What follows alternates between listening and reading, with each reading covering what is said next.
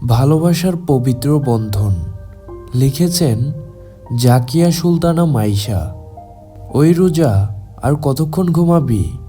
এবার তো ওঠ বোন, ফজর নামাজের পরে তোকে না করেছি আর ঘুমাবি না? আমার একটা কথাও তুই শুনিস না। রোজার মাথার কাছে দাঁড়িয়ে কিছুটা আওয়াজ তুলে একাধারে কথাটুকু বলে থামলো হাসি। ওই, তুই পাগলের মতো এত জ্ঞান বাক্য কাকে শোনাচ্ছিস? আর তুই তো নিজেই মাত্র ঘুম থেকে উঠলি। চোখ কচলাতে কচলাতে বালিশ থেকে মাথা তুলে কথাটুকু বলে উঠল রোজা। হুট করেই ঘুম ভাঙতে মেজাজটা খারাপ হয়েছে রোজার। এই তো ঘণ্টাখানেকও হয়নি, চোখ দুটো লেগেছিল। কাঁচা ঘুমটা ভেঙে যাওয়াতে তাই তো মেজাজটা এমন চটে গেছে মেয়েটার। নিজের কথা শেষ করে ফের একই কণ্ঠে রোজা আবার বলে উঠল, ফজরের সময় আধা ঘন্টা ডাকার পরও ঘুম থেকে উঠতে না পারা উনি এখন নিজেই অন্যকে জ্ঞান দিতে এসেছেন। ধুর, যত সব আজাইরা পোলাপান। এই শর্ত তুই এখান থেকে। কথাটুকু বলতে বলতে বিছানা থেকে নামতে নিল রোজা। খুব বোঝা হয়েছে, রোজা রেগে গিয়েছে। তাই তো রোজাকে বিছানা থেকে নামতে না দিয়ে ওর হাত দুটো ধরে আবার ওকে বিছানায় বসিয়ে দিয়ে কিছুটা দুঃখী দুঃখী মুখ নিয়ে হাসি বলে উঠল, আরে এমন করে কেন বলছিস বোন আমার? আম্মুই তো বলল তোকে ঘুম থেকে ডেকে তুলতে, সেই জন্যই তো ডাকতে আসলাম। কিরে, কেমন আছিস মিল্ক বোনই?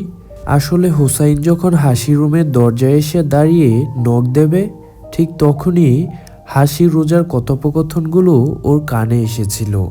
হাসিকে ড্রয়িং রুম থেকে উপরে আসতে দেখে হুসাইন নিজের রুম থেকে নিচে না গিয়ে সরাসরি হাসির রুমেই এসেছিল। দরজার বাইরে থেকে যখন সে বুঝলো রোজা উঠে গিয়েছে, তখন আর নক করল না হুসাইন, বরং রুমে ঢুকে পড়েছে।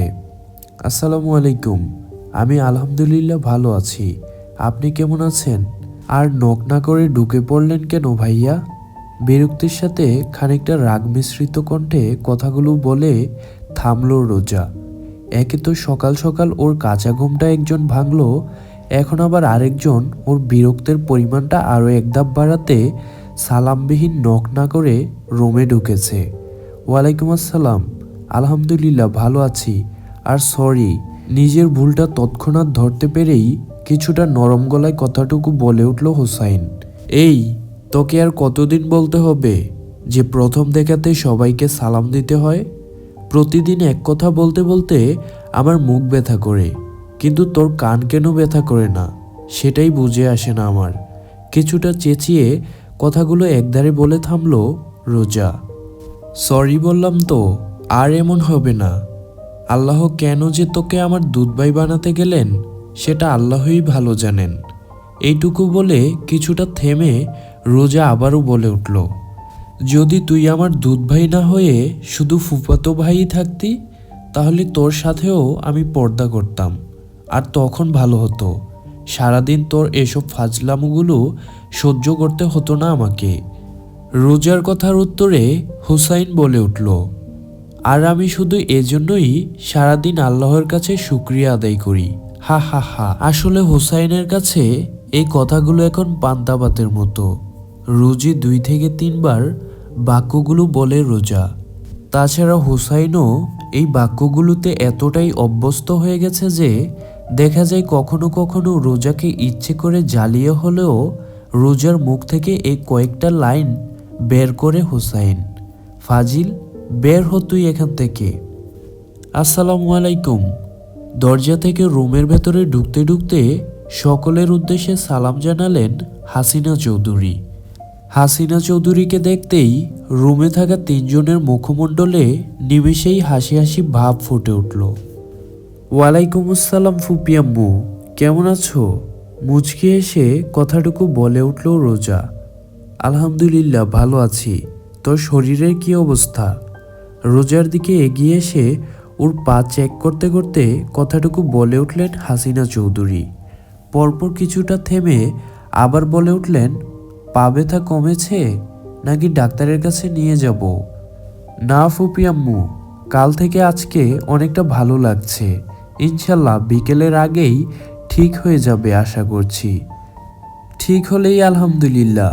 আচ্ছা, তোরা এখন ড্রয়িং রুমে চল সবাই, তোদের চা কফি ওখানেই দিচ্ছি।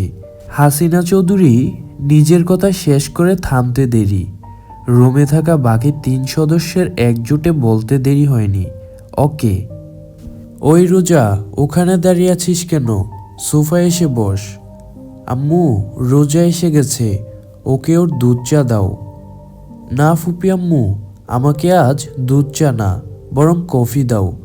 সকাল থেকে হাসি আর হুসাইনের বকর বকর শুনতে শুনতে আমার এখন মাথা ধরে গেছে। ঠিক আছে, দাঁড়া দিচ্ছি। ওই মিল্ক, তুই আজ মিল্ক চা রেখে আমার কফিতে ভাগ বসাতে এলি কেন? এতে তোর কি সমস্যা? তোর হাতের কফি তো আর আমি কেড়ে নেইনি, যেমনটা তুই সবসময় করিস আমার সাথে। আমার চা আমার হাত থেকে কেড়ে নিয়ে নিজেই খেয়ে ফেলিস। এখানে এসেও তোরা শুরু করলি ঝগড়া। আর এই যে আমার গুন্দর ছেলে, আপনার কি আর কোনো কাজকর্ম নেই? সারাদিন শুধু দুই বোনের পেছনে লেগে থাকেন। তোরা যে এখন ভার্সিটিতে পড়িস, তোদের কি সেই খেয়াল আছে? সারাদিন একজনের পেছনে আরেকজন লেগেই আছিস। আম্মু, আজকে শনিবার, ছুটির দিন। আর আমরাও তো খারাপ স্টুডেন্ট নই, আমরা যথেষ্ট ভালো স্টুডেন্ট। ভার্সিটিতে টপ 10 জনের মধ্যে আমাদের নাম আছে। এসব কিছু আমার অজানা নয় হাসি। আর এটা আমি জানি, সামনের মাসে তোদের 2য় বর্ষের ফাইনাল পরীক্ষা। এজন্যই টেনশনে আছি ফুপি আম্মু। এই বর্ষে ওঠার পর থেকে একটা না একটা অনুষ্ঠানের জন্য ঠিকমতো ক্লাসও হয়নি। আর আমাদের এত পুরো সিলেবাস কমপ্লিটও হয়নি। কোনটা রেখে কোনটা পড়বো এটাই বুঝতে পারছি না। আরে মিল্ক বুনুই, তুই এত চিন্তা কেন করছিস বলতো? তোকে তো বলছি এত চিন্তা করিস না, আমি স্যারের কাছ থেকে মিট করে ইম্পর্ট্যান্ট সাজেশনগুলো নিয়ে নেব, তাহলে তো হয়েই গেল। আর রোজা বইন আমার, এতটুকু মাথায় এত চাপ নেওয়ার দরকার নেই। রাতের মধ্যে তোকে ভাইয়া সব সাজেশন দিয়ে দেবে, তাই না ভাইয়া? চেষ্টা করব সব সাজেশন রাতের মধ্যে কালেক্ট করার। আর যদি আজকেই পাই তাহলে কালকের মধ্যে ইনশাল্লাহ পেয়ে যাবি তুই। তোরা সকালের খাবার কখন খাবি? এখন নাকি 10টায়? আব্বু আসুক আগে, তারপর সবাই মিলে সকালের নাস্তা না হয় করলাম। একটু না হয় দেরিই হোক, কি বলিস রোজা? হ্যাঁ, সমস্যা নেই, ফুপা আব্বু আসুক আগে। আম্মু, আব্বুর মিটিং কখন শেষ হবে? আধা ঘন্টা আগে কফি দিয়ে আসলাম, তখন তো বললো আরও নাকি ঘন্টাখানেকের মতো লাগবে। ও, তাহলে তো বেশি সময় লাগবে না। তাই তো মনে হচ্ছে। আচ্ছা তোরা বস, আমি বরং টেবিল সাজাতে শুরু করি। আমিও আসি ফুপু আম্মু। না না, তোর আসার দরকার নেই মা, এইটুকু কাজ আমি একাই করতে পারবো। এটা বলে আমাকে কিছু বলতে না দিয়ে নিজেই রান্নাঘরে চলে গেলেন। 11:10 দোতলায় নিজের ঘর থেকে রতন চৌধুরী কনফারেন্স মিটিং শেষ করে সিঁড়ি দিয়ে নিচে ডাইনিংয়ে আসলেন। আসসালামু আলাইকুম মায়েরা, কেমন আছো? ওয়ালাইকুম আসসালাম, আলহামদুলিল্লাহ ভালো। আপনি কেমন আছেন ফুপা? আলহামদুলিল্লাহ ভালো মা। শুনলাম তোমার পা ব্যথা ছিল, বেশি রাত করে আসার কারণে আর তখন জিজ্ঞেস করার সুযোগ হয়নি। তাই এখন কেমন আছো আম্মু? জি আলহামদুলিল্লাহ, আল্লাহর রহমতে এখন ব্যথা নেই বললেই চলে। যাক আলহামদুলিল্লাহ, তুমি সুস্থ থাকলেই হলো। উনি তো এসেই গেছেন, এখন চল নাস্তা করে নে এবার। নাস্তা করে নে মানে? এখনো কি ওরা নাস্তা করেনি? 11টা বাজে। কি আর বলবো, তুমি তো জানোই তোমার ছেলেমেয়েরা তুমি বাসায় থাকাকালীন তোমাকে ছাড়া কখনো টেবিলে খেতে বসে। সেটা ঠিক আছে, তাই বলে সকালের নাস্তা এখন 11টায় করবে? আচ্ছা যাই হোক, যা হয়েছে এখন হয়েছে, এখন নাস্তা খেতে চলো জলদি। এই তোরা এখনো এখানে বসে আছিস কেন? টেবিলে চল। এভাবেই সকাল পেরিয়ে দুপুর, আর দুপুর পেরিয়ে রাত 10টা গেল। আমি হাসি হুসাইন বসে রাতের খাবারের পরে আড্ডায় মগ্ন। তখনই ফুপু আম্মু রাতে সব কাজ শেষ করে এসে আমাদের সাথে যোগ দিল। কিরে রোজা, ব্যালকনিতে কি করছিস তুই এত ঠান্ডার মধ্যে? এদিকে আয়। আম্মু, আজকে কত তারিখ মনে নেই তোমার? আমার আজকের তারিখও মনে আছে, আর 3 দিন পরের তারিখও মনে আছে। এই কথাটা বলতে বলতে ফুপু আম্মু আমার কাছে গিয়ে আমার মাথায় হাত দিল আর আমাকে জড়িয়ে ধরলো শক্ত করে। বছরের এই কয়টা দিনই তো একসাথে কাটায় ও আমাদের সাথে। এই এক সপ্তাহ যে ওর চোখ দিয়ে ঝর্ণার নেই পানি পড়ে। ফুপু আম্মু আমার চোখের পানি মুছে দিতে লাগলো আর বলতে লাগলো, আর কত বছর এভাবে কান্না করবি বলতো? আগে না হয় ছোট ছিলি, সেজন্য কান্না করতি, কিন্তু এখন তো তুই ছোট নস, এখন তো তুই বড় হয়েছিস, সব কিছু বুঝতে শিখেছিস, তাহলে কেন এত কান্না করছিস বলতো? তুই তো সব সময় সবাইকে বলিস যে আল্লাহ যা করে তার বান্দার ভালোর জন্যই করে, তাহলে তুই কেন নিজের বেলার কথাটা ভুলে যাস বলতো মা?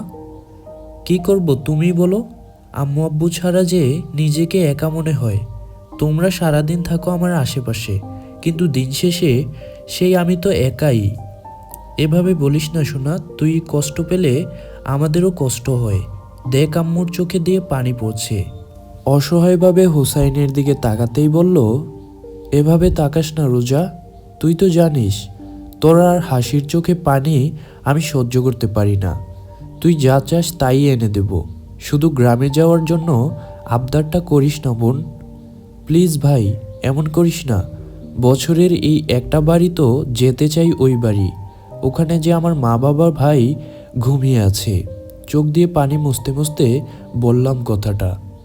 একদমই না, ভাইয়া যেতে চাইলেও আমি তোকে যেতে দিব না।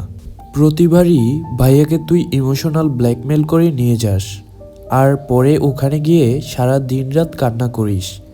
তারপর লাগা 3-4 দিন জ্বর, মাথা ব্যথা, বমি থাকে, আর পুরো 1 মাস তুই ঠিকমতো খাবার খাস না।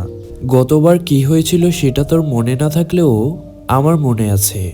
গতবারই ডাক্তার কাকু বলেছেন তোকে যেন আর ওই বাড়িতে নিয়ে যাওয়া না হয়, এতে তোর মনের সাথে সাথে শরীরও খারাপ প্রভাব পড়বে।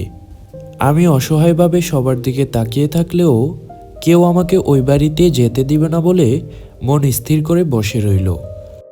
তো ভালোবাসার পবিত্র বন্ধন উপন্যাসের প্রথম পর্ব এখানেই শেষ করতে যাচ্ছি। পরবর্তী পর্ব খুব শীঘ্রই আসছে। আর উপন্যাসটা যদি আপনাদের ভালো লেগে থাকে তাহলেই কন্টিনিউ করব। কেমন লেগেছে উপন্যাসটা অবশ্যই কমেন্টে আপনাদের ফিডব্যাক জানাবেন। ভিডিওতে লাইক করে চ্যানেলটা সাবস্ক্রাইব করে পরবর্তী পর্বের জন্য অপেক্ষায় থাকবেন। টিল দেন টেক কেয়ার, আল্লাহ হাফেজ।